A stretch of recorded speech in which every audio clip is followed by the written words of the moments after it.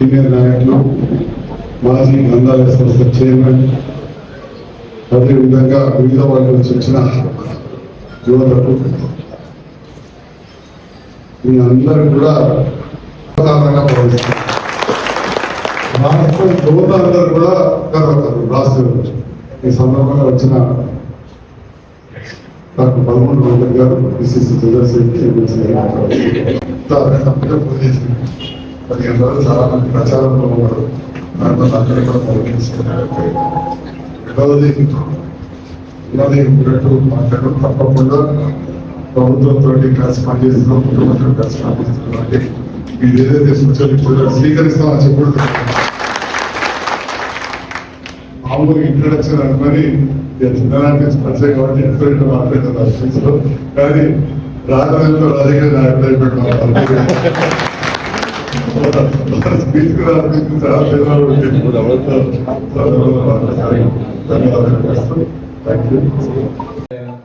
ముప్పై 33 ఏళ్ళ కానీ చిన్న వయసులో పిసిసి ఉపాధ్యక్షుడు ఆయన. నాకు తెలిసి కాంగ్రెస్ పార్టీ చరిత్రలో ఇంత చిన్న వయసులో శాసన మండలి సభ్యుడు కానీ లేదా పిసిసి ఉపాధ్యక్షులు కానీ ఇప్పటివరకు నేను ఉపాధ్యక్షుని శాసన మండలి సభ్యుడిని నాకంటే వయసులో పెద్దవాళ్ళలో వచ్చి ఇప్పుడు హోదా మనం కూర్చునే కుర్చీకి గౌరవం ఇవ్వాలి. పార్టీ ఒక నిర్ణయం తీసుకున్నప్పుడు నచ్చినా నచ్చకపోయినా దూరదృష్టితో పార్టీ ఒక విషయాన్ని పరిగణలోకి తీసుకున్నప్పుడు అందరం కూడా దానికి కట్టుబడి ఉండాల్సిన బాధ్యత రికార్డ్స్ కాంగ్రెస్ పార్టీ కార్యకర్తలు.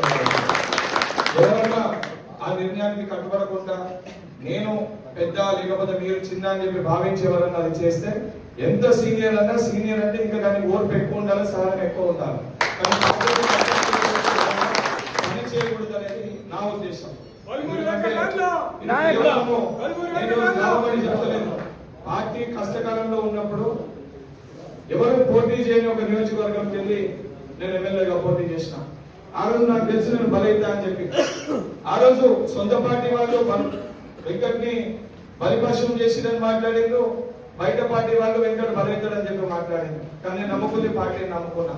పార్టీ కోసం బలి కావడం కూడా ఒక అదృష్టం లేక నేను భావించిన.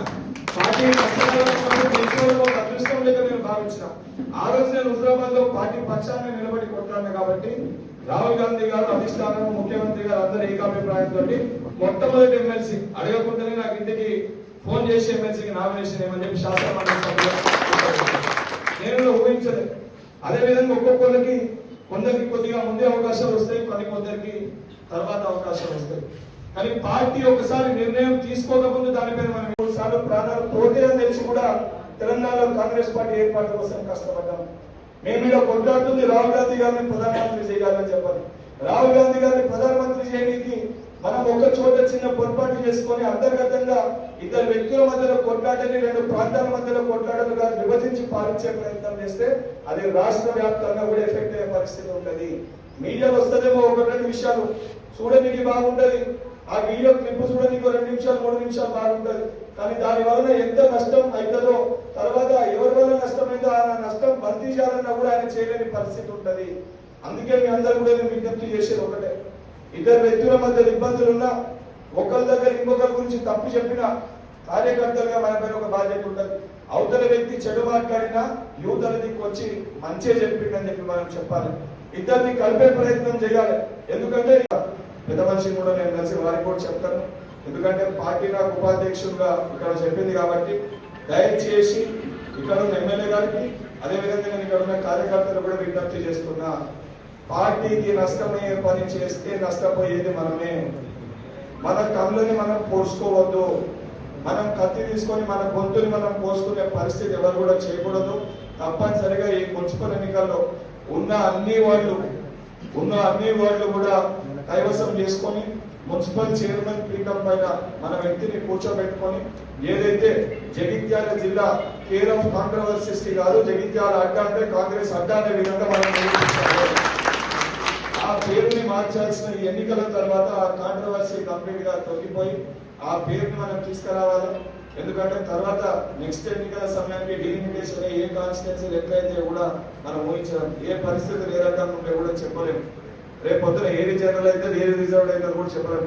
రేపు ఏమైందో తెలియదు. ఇవాళ ఉన్న మంచి ఏదైతే మనకున్న అవకాశాన్ని మనము దాన్ని చెడగొట్టుకుంటే మనంత పొరపాటు తప్పు చేసిన వాళ్ళు ఎవరు ఉండరు.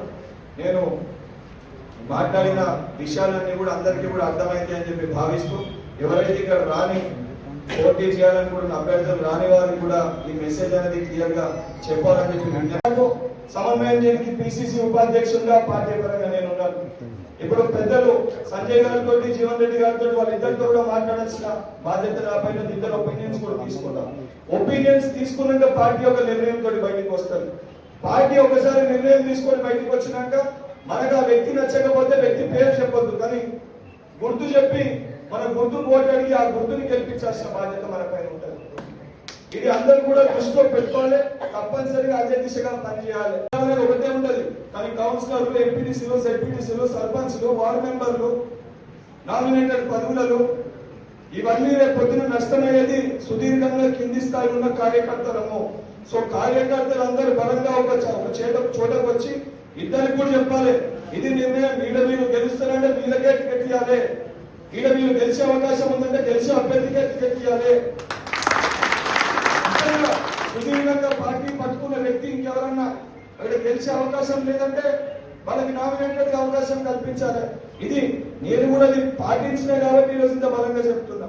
నేను 2 సంవత్సరాలు హుజరాబాద్ లో పనిచేసిన. సీఎం గారు పిసిసి ప్రెసిడెంట్ వచ్చి బర్మల్ వెంకట్కి టికెట్ అని చెప్పి 15 రోజుల ముందు చెప్పారు. 12 రోజుల ముందు సిఎల్పీ లీడర్ ఉన్న బట్టి విక్రమార్క గారు వచ్చి బర్మల్ వెంకట్ని గెలిపియని చెప్పి ప్రకటించారు. ఆఖరి 2 రోజులలో టికెట్ ఇంకొక అభ్యర్థిని తీసుకొని వచ్చాను, టికెట్ ఇచ్చారు.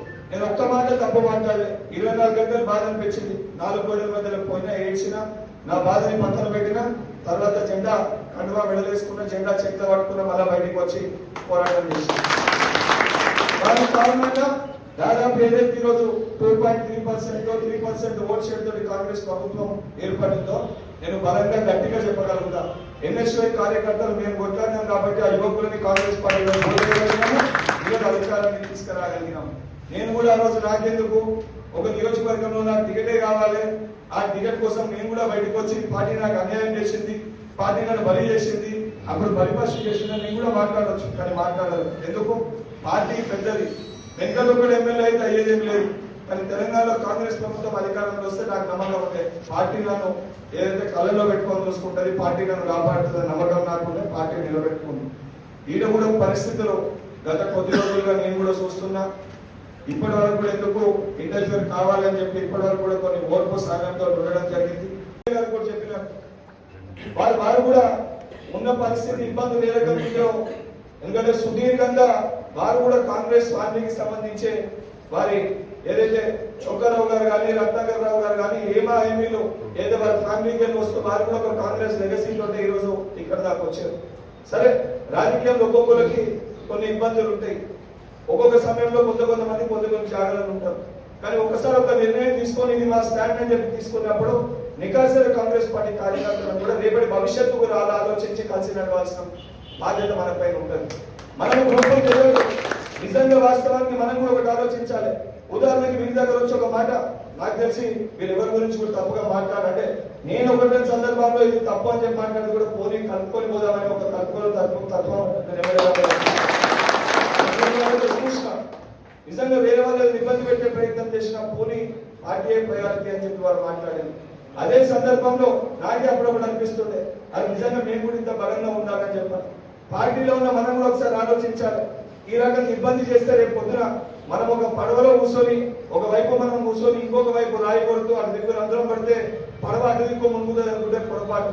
ఆలస్యంగా మునుగుతుందేమో కానీ పడవ మొత్తం మునుగుతుంది, పడవలు అందరూ మర్చిపోతారు. అది ఆలోచించకపోతే అది ఇబ్బంది. చాలా క్లియర్ గా, చాలా స్పష్టంగా ఇదే మాట ఓపెన్ గా క్లియర్ గా నేను మీటింగ్ లో మాట్లాడుతున్నా. అంటే పార్టీ నాకు ఆ ధైర్యాన్ని, ఆ బలాన్ని ఇచ్చింది.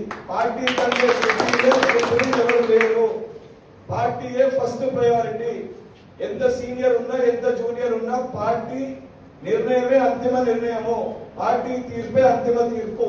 పార్టీ నిర్ణయం తీసుకున్నాక దాన్ని వ్యతిరేకిస్తే సరే సుదీర్ఘంగా ఉండదని చెప్పి ఓపికతో ఉంటామేమో, కానీ ఎక్కువ కాలం అదే రకంగా పార్టీని నష్టం చేకూరిస్తే నాసోటి కాంగ్రెస్ పార్టీ కార్యకర్తలు కూడా చూస్తూ ఊరుకోవాల్సి వస్తుంది. At the same time party యొక్క నిర్ణయం తీసుకుంటే కొత్త వారిని, పాత వారిని సమన్వయం చేస్తూ పార్టీని గెలిపించాల్సిన బాధ్యత ఉపాధ్యక్షులు. ఎవరైనా నాకు దగ్గర అన్న అని చెప్పి పలకరిస్తా, లేదా ఇంటికి వెళ్ళి ఒక పూట భోజనం చేస్తా. కానీ పార్టీకి నష్టం చేకూర్చే విధానం తీసుకొని వచ్చి, లేదా దగ్గర అని చెప్పి ఇండిపెండెంట్ గా పోటీ చేయడానికి, లేదా ఇంకేదైనా కార్యక్రమం ప్రయత్నం చేస్తే ఎట్టి పరిస్థితుల్లో వాళ్ళని ఉపేక్షించేది ఉండదు. వాళ్ళ ఎంత పెద్ద వాళ్ళు ఉన్నా, ఎంత చిన్న వాళ్ళు ఉన్నా కూడా